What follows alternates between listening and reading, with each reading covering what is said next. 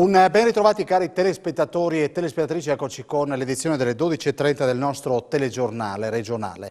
Un ragazzino di 15 anni è rimasto gravemente ferito dopo essere stato travolto da un'auto mentre stava attraversando in bicicletta Viale Trento a Fiume Veneto. È accaduto ieri sera, le cause dell'incidente saranno accertate dai carabinieri. Alla guida dell'auto, un Opel Astra, c'era un giovane che si è fermato a soccorrere il ragazzino che era stato sbalzato in avanti di vari metri. Sul posto sono giunti i vigili del fuoco 118 e una cui ambulanza ha trasportato l'adolescente all'ospedale di Pordenone, dove è ricoverato in gravi condizioni. È stato arrestato vicino al valico di Basovizza dopo diversi anni di latitanza un fattorino abusivo straniero. Si tratta di un cittadino rumeno che in passato si prodigava a trasportare i bagagli dei turisti all'interno della stazione ferroviaria di Firenze. L'uomo era diventato un incubo per i passeggeri. Chi non accettava il suo servizio, svolto a ben 15 euro a carico, veniva infatti aggredito verbalmente e fisicamente con sputi. Dopo diverse denunce e altrettante condanne, l'uomo è fuggito all'estero fino a quando i carabinieri della stazione di Basovizza lo hanno trovato a bordo di una corriera diretta in Spagna. Per il trentenne rumeno sono quindi scattate le manette. Nel carcere di Gorizia dovrà ora espiare 1 anno e 8 mesi di reclusione per lesioni personali e inosservanza al foglio di via. Il gruppo consigliare della Lega ha presentato la nuova legge Omnibus che inizialmente prevede un budget da 3 milioni di euro che saliranno a 5 per famiglie, imprese e turismo. Oggi presentate tutto un pacchetto di interventi per i cittadini in questo momento di crisi.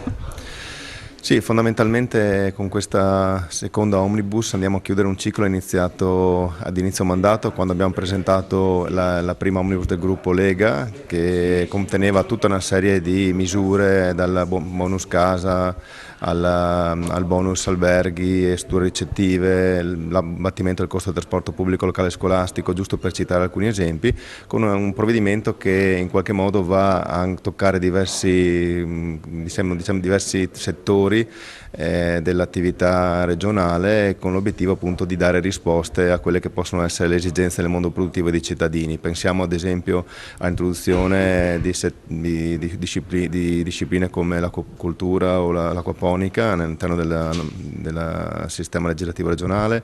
Pensiamo ad esempio alla promozione della riqualificazione dei borghi storici, la grande attenzione rivolta all'economia del mare, quindi le grandi ricchezze che possono derivare dalle attività economiche legate a questo settore importante dell'economia del Friuli Venezia Giulia. Ci sono poi norme per contrastare l'usura, semplificazione in materia edilizia urbanistica, si favorisce l'economia circolare, la riqualificazione dei centri più degradati delle grandi città, l'imprenditoria femminile nei piccoli centri, alcune misure che vogliono in qualche modo consentire anche di andare a semplificare alcune discipline già adottate in precedenza. Pensiamo ad esempio al mondo dell'associazionismo con la legge 7 2019, tendenzialmente quindi semplificazione da un lato e dall'altra misure di crescita e di sviluppo dell'economia regionale. I sindaci dei comuni montani del Friuli occidentale hanno scritto all'assessore regionale Scoccimarro chiedendo che vengano estesi anche a loro i vantaggi degli sconti carburanti previsti per la nuova fascia zero. Siamo lontani da tutto e penalizzati, dicono. Dimenticati, così si sentono i comuni montani del Pordenonese dopo l'istituzione da parte della Regione della fascia zero nell'ambito della nuova legge sui carburanti che prevede ulteriori sconti fino a 10 centesimi per diesel e benzina, ma solo per i residenti entro 10 km dai confini nazionali. Per questo i sindaci di Clauti, Cimolais, Erto, Barci, Sandreis, Frisanco, Tramonti di Sopra e di Sotto hanno inviato una missiva al Consiglio regionale e all'assessore Fabio Scoccimarro per chiedere attenzione sul problema. La richiesta è quella di estendere gli sconti che si applicano alla nuova fascia zero almeno ai comuni di fascia C, ovvero quelli definiti totalmente montani che si trovano lontani dai grandi centri urbani. Capiamo le motivazioni della scelta e le volontà di limitare le perdite, dicono i primi cittadini, ma guardandolo da un altro punto di vista è quasi assurdo favorire ulteriormente chi, abitando vicino al confine, ha già un'alternativa.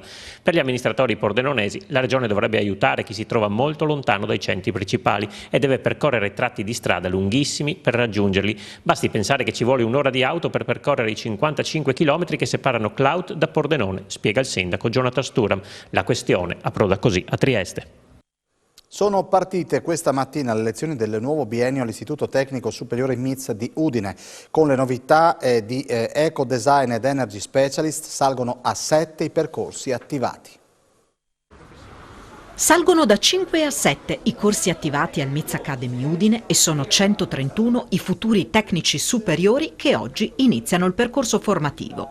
In una fase di forte evoluzione dell'industria manifatturiera verso la frontiera del 4.0 è sempre più centrale la ricerca di figure altamente specializzate, ma cresce il gap tra giovani formati alle competenze tecnologicamente evolute richieste dalle aziende e quelli pronti ad essere inseriti nel mondo del lavoro. Un gap che MIZ si propone di colmare. Alle sedi didattiche di Udine, l'Isis Malignani e il Liceo Sello e di Feletto Umberto si aggiunge quella al Carnia Industrial Park. Le aziende hanno una grande necessità di trovare figure professionali con competenze innovative e avanzate.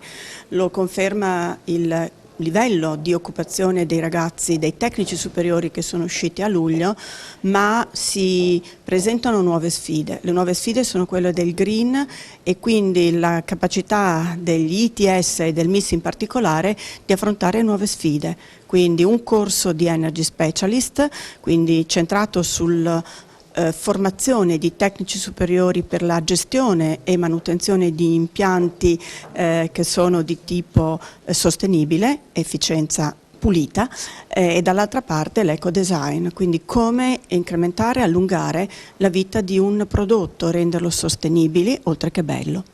Per noi il learning by doing, ovvero imparare facendo, è uno dei punti cardine. Abbiamo la fortuna di esserci dotati in questi anni di laboratori importanti, di laboratori all'avanguardia, nella robotica, non solo, nella manifattura, e li stiamo implementando ulteriormente nel mondo della digitalizzazione, e questo rende noi e i nostri corsisti da loro la possibilità di imparare facendo, imparare direttamente su quelle che sono le attrezzature che poi trovano nelle aziende manifatturiere. Mi sto trovando un sacco bene qui al MIZ, sono un sacco di competenze nuove che sto acquisendo e gli insegnanti molto preparati, in quanto sono comunque dei tecnici che vengono da aziende. Di sicuro si mettono le mani in pasta, in quanto dopo la prima parte teorica che si fa con gli insegnanti poi si passa all'applicazione pratica, ed è questo anche il grande vantaggio che offre la scuola. 190 musicisti sul palco per festeggiare i 25 anni del Teatro Giovanni da Udine. Per celebrare il quarto di secolo dell'istituzione culturale cittadina si è esibita in concerto l'Orchestra Sinfonica Nazionale della RAI.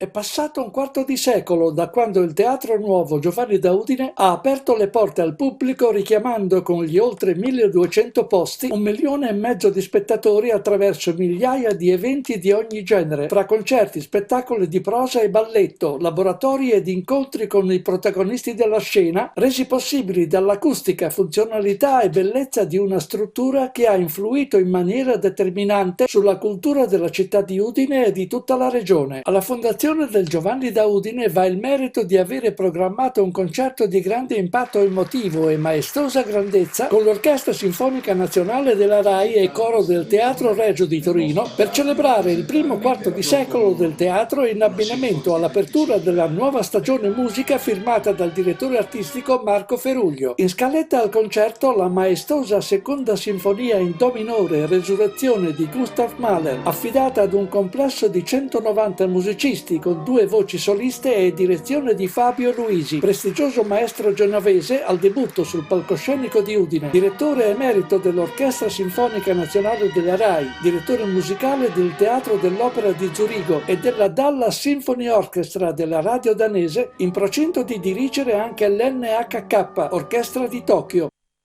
Basket, Web Gesteco sconfitta ieri a Pistoia per 80-61 nella seconda trasferta stagionale. Sentiamo i commenti post partita di Coach Pilastrini e del presidente Davide Micalic. Ha retto solo il primo quarto la Web Gesteco in casa del Pistoia Basket, squadra costruita per i vertici del campionato. Poi la truppa di Pilastrini ha lottato nel secondo e terzo quarto prima di cedere alla distanza. È finita 80-61 per i toscani, ma rimane una prestazione comunque positiva, almeno fino a metà del terzo quarto. Complimenti a Pistoia, ha fatto una grande partita,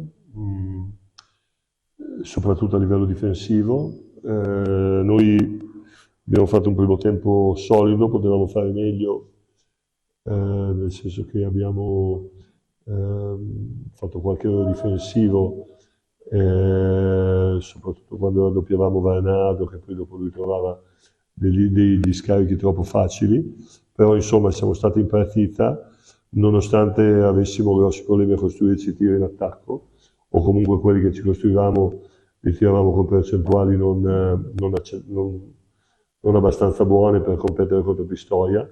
Quando è venuto meno anche l'aspetto difensivo, cioè nel terzo quarto abbiamo avuto qualche problema difensivo dove ci siamo completamente persi e in attacco abbiamo cominciato anche con le palle perse ed è chiaramente quello è stato il segnale della resa. Bisogna avere il giusto equilibrio nel valutare questa partita e prepararsi già alla prossima, soprattutto chi ha fatto meno bene oggi, da martedì prepararsi l'allenamento per essere pronti al riscatto.